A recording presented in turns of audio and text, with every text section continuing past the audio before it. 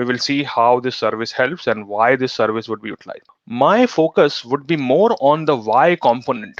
Why component is important as a solution architect because you may want to use one service over the other, and then you have to provide a rationale that why A is better than B or B is not good as C. So why is important. So let's see why somebody would be interested into using Amazon S3, what kind of service it is, what it is going to provide me as a customer. Let's go ahead and focus on that. Now, S3 is a storage service, right? And in storage, we divide storage in technical terms into three categories. Those three categories of storage is block storage, file storage, and then object storage. So these are the three types of storage which we utilize: block, file, and object. So I'll explain what these are, and then I'll explain what is S3 and how it is utilized. Let's try to understand again from an analogy so you can relate the stuff in your day-to-day life. What is a block storage? Let's say you bought a piece of land, right? When you bought a piece of land, what you can do on that you can divide it as per your own convenience. So I can say, hey, on this land I am going to create garden on that green area, and in the middle I have building an open space, and then I would have a parking for my cars, whatever it is. Now, this is my idea of putting my own way. Somebody would come and say, no, garden won't work for me. I want a swimming pool there. Go ahead, deploy a swimming pool, use a swimming pool there. Open space, no, I want to create a garden in that open space. So go ahead, do that. So the piece of land is yours. You are the legal owner of that. And there you can perform some customization as per your need. Now, when I say customization, it doesn't mean that you can break the laws. Let me give an example. Let's say I bought a piece of land in a residential area. Now, I can't say that in residential area, I am going to open a pub or I am going to open a casino. No, that is a commercial activity, and for that you have to go into a commercial location and run your activity from there. So legally, whatever is allowed in that legal boundary, I can divide my piece of land into different usage and keep on utilizing it. So that's what is a block storage. Block storage, easiest example is your local hard disk. When you have your local hard disk on laptop, if you want, you can partition it, you can format it, and you can install different operating systems on top of it. It is purely your hard disk and you decide how you want to use it. That is a block storage. A storage which I can partition, which I can format, I would call that as a block storage. Then what is a file storage? Think, yes, it is Vishal, is exactly, it's a SAN storage. I won't put SAN always because SAN can give you a different storage. SAN is a network, and on that you may have block storage running, you may have NFS storage also running on that. So SAN is exactly, yes, it is good one, but not always the same, right? And NTFS is a file system J, which you would create on this block storage, or you have ext2, or you have HDFS file system on that. It's purely up to you.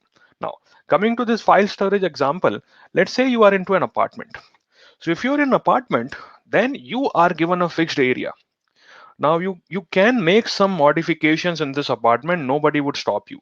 You can say, hey, this is my apartment. I don't like color of the wall, so I'm going to change the color of the walls. No problem. Go ahead, do that. Nobody's stopping you. You would say, hey, I don't like this carpet. I want to change the carpet. Go ahead, do that. I don't want to keep closet here. I want to shift closet here in the storage area, and storage is where I would be putting closet. No problem. I want to change the bathtub into bathroom. No problem. Allowed. But you can't say that, hey, I am going to break this wall and create a door there. No, it won't be allowed. It would be interfering with someone else in your neighbor side. So we don't want that to allow. So that is not allowed. You can't say I would close this door permanently and make a door from here. No, it's not allowed. So there is a storage which is yours, but you are allowed to use that storage, but cannot perform things like formatting or partitioning. That is an apartment. Right. Keep that example at back of your mind. We will relate it to technical terms in a minute. EFS, FSX, exactly. These are all your file storage. We'll talk more on that, Vivek. Object storage. Now, if I give you my example, like I was working in Dubai for a long time, and then what I did, I moved from Dubai to London.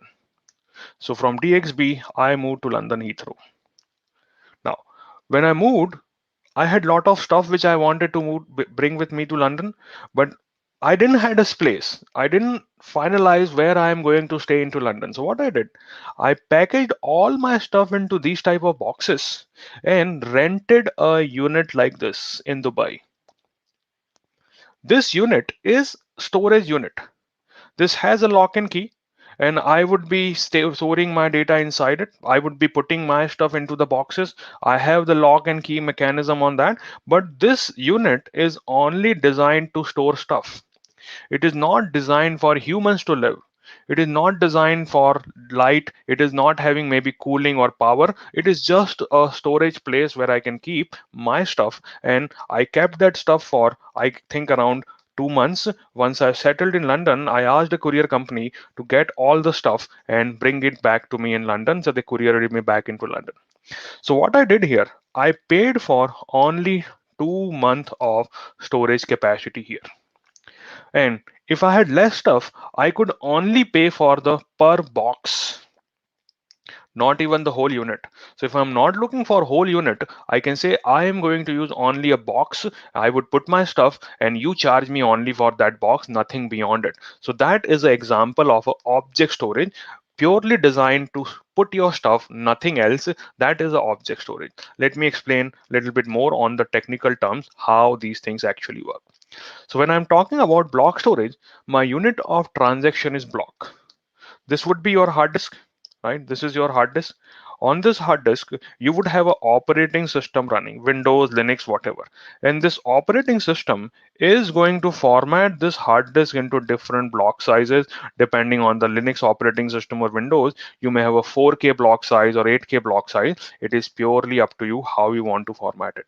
So transaction of units. So when I say, hey, I am going to store my resume on this hard disk, that resume information goes to operating system.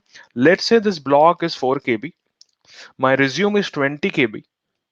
Now obviously my operating system will need to have 5 blocks allocated to my resume. So it will find out, let's use block 1 here, block 2 here, block 3 here, block 4 here, and block 5 here, and let's store a resume of Ashish. So that is being taken care by my block storage, which is my block unit of transaction, right? When I'm talking about file storage, things are little different. What happens in file storage? In a file storage, you are accessing things like something like the slash slash server name slash folder name, and in that folder you would have your folders created and you would be storing your files there. You would say, I want to create a file, I may want to update a file, I may want to delete a file, I want to share a file. So you can perform file level operation here. Your unit of transaction is file. That's what you can do here. In object storage, objects are also in a way file, but they have additional information which is called metadata. So objects have additional information with them that is called metadata, and we'll discuss what metadata is in a minute, but this is how my unit of transaction actually works, right? Second difference, examples. Laptop disk is block storage. When you are accessing something on network, that is your file storage. Windows share, like you are connecting to Z drive with your slash slash server name. So we are utilizing. And then we have object storage, which is OneDrive, Google Drive, Dropbox, where you just upload your file using HTTP, download it whenever you need. That's all you need to worry about. That's all we mean by examples of object storage. Let's go a little bit more on that. How can you update? And this is important. This is very, very important from design perspective. In block storage, if I had a resume written and in that resume I made a spelling mistake, I can go and update that spelling mistake and click button of save, and only that block would get updated, nothing else. So you can directly update the file. Same can happen in file storage also. I can open that file slash slash server slash file name and update that individual file, no problem at all on that. So that is all possible. You can use that. Now, in object storage, this is now how things work. Object storage work little differently. So you cannot object the object directly. Let me give you an example on that. Now, see, let me go back to, sorry, give me a minute. Let me go back to my previous example. Yeah, this one. Let's see. Let's assume that I have a box here, as you see, this box here in the, sorry, uh, very back here, this box. So this box which you are seeing here, this box is what I want to, let's say, modify. I'm sure, sorry for that. My pen is not working as expected. Let me try again. So this is the box, right? Now in this box, I want to modify something. Now I do not have open space in that unit that I can modify the box. So what I have to do first, I have to get that box out. I got my box out, modified it whatever I wanted, removed, added whatever, and then I'll push it back into my storage space. That's how it works. I can't directly go and edit the box within that storage unit. I have to get it downloaded, upload it again after modification. So that's what we mean, that we are not directly modifying the object. What you have to do, you have to first go ahead and take care of things first, and then only you would be able to modify that stuff. So what you will do, you would be going and updating the object directly. Answer is no. You would be creating either a new version of the object, or you will be replacing the existing version of the object. That's how we would be connecting to, right? Protocols, when I'm trying to connect through block storage, I use protocols like SCSI, Fiber Channel, Serial ATA. So if you're coming from on-prem world, you would obviously relate this type of stuff to SCSI, Fiber Channel, or other type of things. File storage is SMB, CIFS, NFS. These are the type of file storages. And then object storage is mostly we access using the protocol like HTTP, HTTPS, or REST or SOAP call. That's how we access the object storage. All right. Now, what are the examples in AWS? We will talk that, but here is one more additional information that is called metadata. Now, what is metadata? Metadata is additional information which I am storing with my object. That is called my metadata. So, block storage and file storage do not support metadata. Metadata is a very unique feature which most of the object storages support. What is metadata? Consider you have a box, right? Now, on that box, you can say, hey, on this box, I would put a label, and that label will say what is inside the content of this box. So I can put a label that this one is my kitchen stuff. I can put another label on top, and that one can be say that is a fragile item. It may get break. Then I can say the weight for that is 20 kg. What I did on the outer surface of the box, I have added extra information that exactly what a metadata is. So object storages allows you to hold metadata information, which is additional information about that object. So we would be talking about what metadata is. Now, sometimes people get confused with metadata and file system attribute. Let me explain that also. Every file system maintains some information, but it is different. Let me show some details here. So let's say I am having my uh, Windows machine, and I have a file here called delivery.jpg. If I select its properties and go to that property of a file, let's see what we see. So it's a JPEG file, and here are my details tab. My operating system has added these things: tags, author, date taken, image ID, dimension, width, height, and all the stuff. Right. So this is maybe if it was a picture clicked, camera information may also come with that, and that would be added by the camera. This is my JPEG file. It has different information. If I have a text file would have additional information which will be different. So this one has less information like size, folder. Now I can't add a tag here which says cost of this file or expiry date of this file. That is not we can add here. These attributes are maintained by file system. So these are yes metadata, but our object storage have a different way that you can bring your own metadata into the system if you want to. So hopefully you are clear now that what is my metadata.